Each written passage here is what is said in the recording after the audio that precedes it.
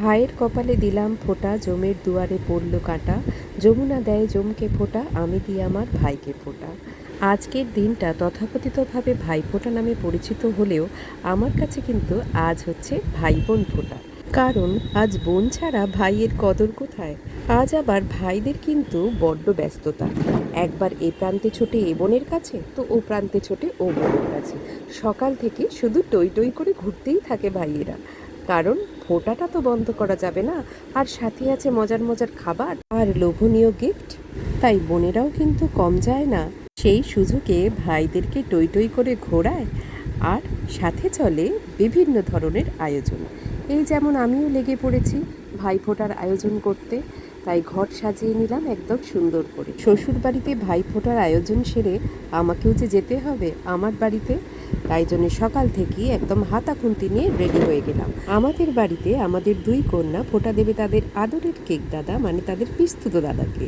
তাই তার জলখাবারের আয়োজন মোটামুটি রেডি করে ফেললাম। এই যে ফুলকপির রোস্ট আর সাথে গরম গরম লুচি। দুই কন্যা তো সকাল সকাল উঠেই একদম স্নান টান করে রেডি হয়ে গেছে নতুন জামা টামা পরে ফোঁটা দেওয়ার অপেক্ষায়। ভাই বোনের মতন এমন মিষ্টি মধুর সম্পর্ক আমার মনে হয় না আর কোথাও হয় বলে। যেমন ঝগড়া আর খুনসুটি, সেই রকমই আবার ভালোবাসা।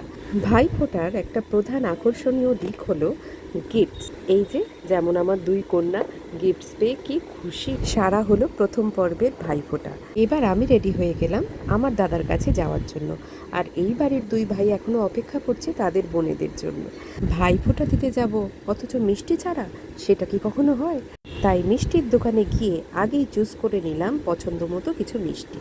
তারপরেই ক্যাবে বসে গেলাম, সোজা চলে গেলাম নিজের বাড়িতে। শুরু হলো এবার আমার ভাইফোঁটা। যে বাড়িতে এসে স্মৃতিগুলো মনে পড়ে যায় সেই ছোট্টবেলার।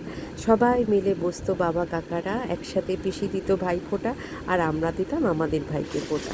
এবার আমার গিফটস এক হাতে দাও আর এক হাতে নাও, কি মজা! এখনো সেই আনন্দটা কিন্তু একই রকম রয়ে গেছে। এবার শুরু হয়ে গেল আমার মেয়ের গিফটস আনপ্যাকিংয়ের পালা, যেটার জন্য অপেক্ষায় বসেছিল সে। ও বাবা, তার পছন্দের সব জিনিসপত্র। এদিকে হেয়ার ড্রায়ার, হেয়ার স্ট্রেটনার। বাবারে বাবা, মেয়ে তো একদম আনন্দে আত্মহারা। যাক, ভাই বোনেদের সম্পর্ক এইভাবেই আদরে আবদারে একদম অটুট থাকুক। যেমন মা বলে সন্তান যেন থাকে দুধে ভাতে, সেরকম আমি বলি ভাই বোনের সম্পর্ক যেন থাকে একদম একসাথে একভাবে।